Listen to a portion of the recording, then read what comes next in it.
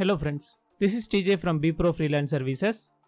நம்ம சேனல்ல virtual assistant tips அப்புறம் ஆன்லைன்ல மணி ஏர்னிங் டிப்ஸ் பத்திலாம் நம்ம வீடியோ அப்லோட் பண்ணிட்டு வரோம். உங்களுக்கு இன்ட்ரெஸ்ட் இருந்தா நீங்க சப்ஸ்கிரைப் பண்ணிக்கோங்க, கூடவே இருக்க பெல் பட்டனையும் பிரஸ் பண்ணிக்கோங்க.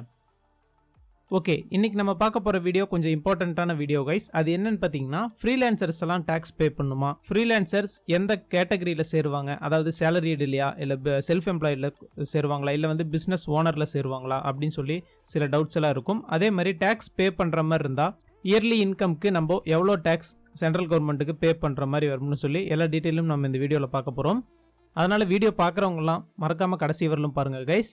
ஃபர்ஸ்ட் ஆஃப் ஆல் யாரெல்லாம் டேக்ஸ் கட்டணும்னு பார்த்தீங்கன்னா கைஸ், இயர்லி இன்கம், அதாவது ஒரு ஃபினான்ஷியல் இயரோடைய இன்கம் 2.5 lakhsக்கு அபவ் நீங்கள் ஏர்ன் பண்ணீங்கன்னா கண்டிப்பாக நீங்கள் டேக்ஸ் கட்டணும். ஓகேங்களா, சென்ட்ரல் கவர்மெண்ட்டுக்கு நீங்கள் டேக்ஸ் பே பண்ணணும். ஓகே, இந்த டேபிள் பாருங்க, அப் டு 2.5 lakhs வரலும் நம்ம டேக்ஸ் பர்சன்டேஜ் எதுவும் நம்ம பே பண்ண தேவையில்லை. ஓகேங்களா, சப்போஸ் நம்மளோட ஏர்னிங்ஸ் 2.5 lakhல இருந்து 5 lakhsக்குள்ள வந்துச்சுன்னா நம்ம 5% வந்து டேக்ஸ் பே பண்ணணும்.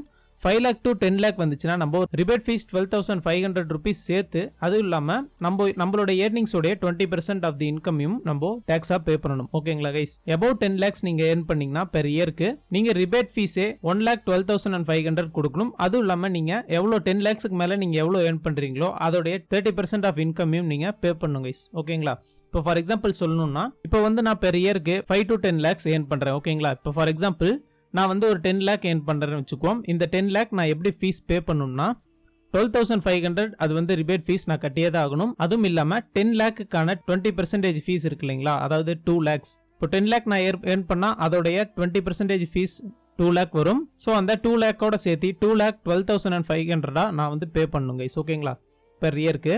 ஸோ இது யாருக்கெல்லாம் சேரும்னு பார்த்தீங்கன்னா, உங்களுக்கு 60 வயசுக்கு கீழே நீங்கள் இருந்தீங்கன்னா கண்டிப்பாக இந்த மெத்தட் உங்களுக்கு அப்ளிகபிள் ஆகும். நீங்கள் செல்ஃப் எம்ப்ளாய்டு, அதாவது ஃப்ரீலான்சர்ஸ் எல்லாம் சேலரிடு ப்ரொஃபஷனல்ஸ்னு சொல்ல மாட்டாங்க, இது நல்லா தெரிஞ்சுக்கோங்க. நீங்கள் வந்து செல்ஃப் எம்ப்ளாய்டு பிஸ்னஸ். ஓகேங்களா, உங்களுக்கு கிளைண்ட் இருந்தால் தான் உங்களுக்கு ஒர்க்கு, அதனால் நீங்கள் செல்ஃப் எம்ப்ளாய்டு. ஃப்ரீலான்சர்ஸ் எல்லாருமே செல்ஃப் எம்ப்ளாய்டுன்னு சொல்லுவாங்க. நீங்கள் இந்தியாவிலேருந்து நீங்கள் இந்த மாதிரி ஃப்ரீலான்ஸ் பிஸ்னஸ் ஏர்ன் பண்ணிவிட்டு உங்களுடைய இன்கம் ரேஞ்ச் இந்த 4 ஆப்ஷனுக்குள்ளே இருந்தால் கண்டிப்பாக நீங்கள் டேக்ஸ் பே பண்ணி ஆகணும்.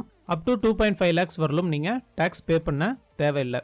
ஓகே, இப்போ நான் வந்து 2.5 lakhs to 5 lakh வரலும் ஏர்ன் பண்ணுறேன்னு வச்சுக்கலாம். ஸோ இப்போ என்னுடைய இயர்லி இன்கம் பார்த்தீங்கன்னா 4 lakhsன்னு வச்சுக்கலாம். ஸோ இந்த 4 lakhsல இருந்து நான் 4 lakhsக்கும் 5% டேக்ஸ் கட்டணுமா அப்படின்னா அதில் சில டிடக்ஷன்ஸ் எல்லாம் நம்ம பண்ணிக்கலாம். டேக்ஸ் ஆஃபரிங்கும் நம்மளுக்கு தராங்க.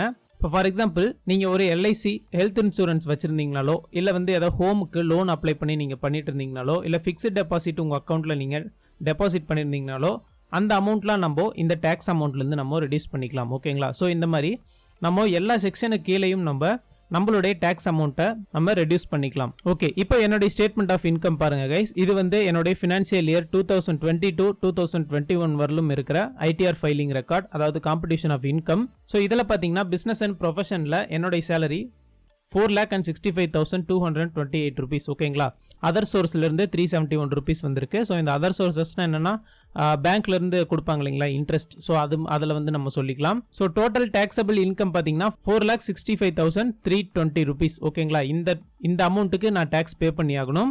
ஸோ இது வந்து எந்த லிமிட்குள்ளே வருதுன்னு பார்த்தீங்கன்னா 2.5 lakhs to 5 lakhs வரலும் கொடுத்துருக்காங்க. இதுக்கு நான் 5% சென்ட்ரல் கவர்மெண்ட்டுக்கு நான் டேக்ஸ் பே பண்ணி ஆகணும் கைஸ். ஸோ என்னுடைய டோட்டல் இன்கம் பார்த்தீங்கன்னா 4,65,320 rupees. ஓகேங்களா, ஸோ இதில் பேசிக் எக்ஸம்ஷன் வந்து எனக்கு 2.5 lakhs கொடுத்துருவாங்க. நான் சொன்னேன் இல்லைங்களா 2.5 lakhsக்கு நீங்கள் டேக்ஸ் பே பண்ண தேவையில்லைன்னு. ஸோ அந்த 2.5 lakhs இங்கே கொடுத்துட்டாங்க. ஸோ இதெல்லாம் மைனஸ் பண்ணது போக நான் இன்கம் டேக்ஸ் கவர்மெண்ட்டுக்கு எவ்வளோ பே பண்ணணும்னு பார்த்தீங்கன்னா 10,766 rupees. ஸோ இதில் வந்து நம்மளுக்கு ஒரு ரிபேட் எக்ஸம்ஷனும் தராங்க. இது வந்து அண்டர் செக்ஷன்ஸ் 87A கீழே வரும்.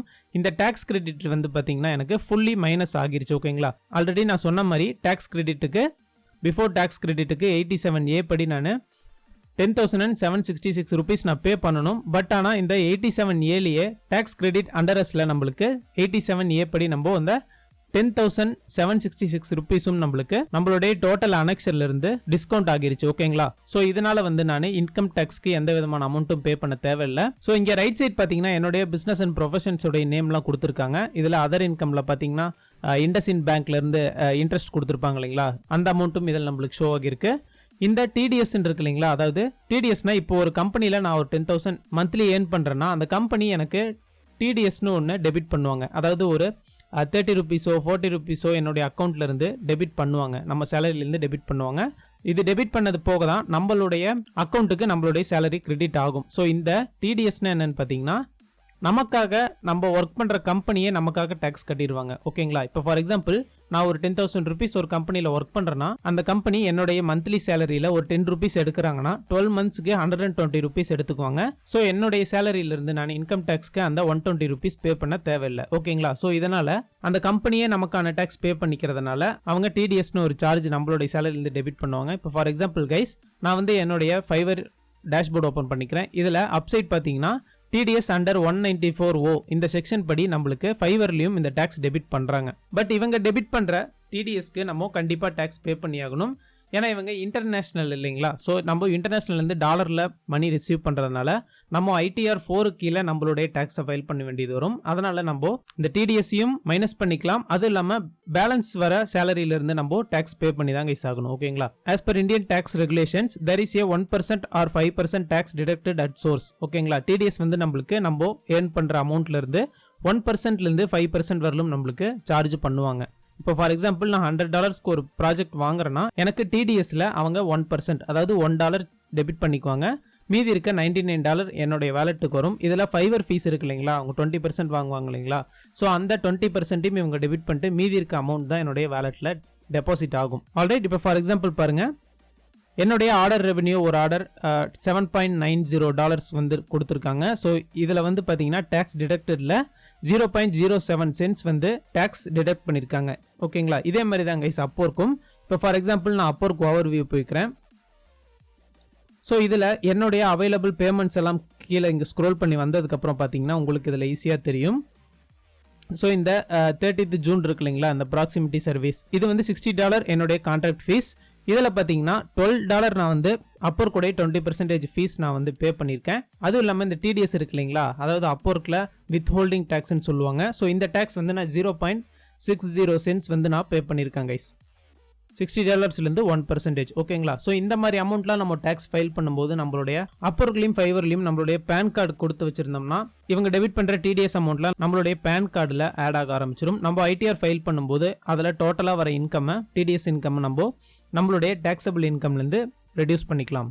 ஓகே கைஸ், இது பார்த்தீங்கன்னா என்னுடைய ITR ஃபார்ம், நான் ஃபைல் பண்ண ஃபார்ம். இதில் டிடிஎஸ்னு ஒரு செக்ஷன் இருக்கும் பார்த்தீங்களா? ஸோ இந்த டிடிஎஸ்லேருந்து உங்களுக்கு பார்த்தாவே தெரியும் TAN of the deductor, PAN or Aadhaar, number of tenant நீங்கள் கொடுத்துருக்காங்க.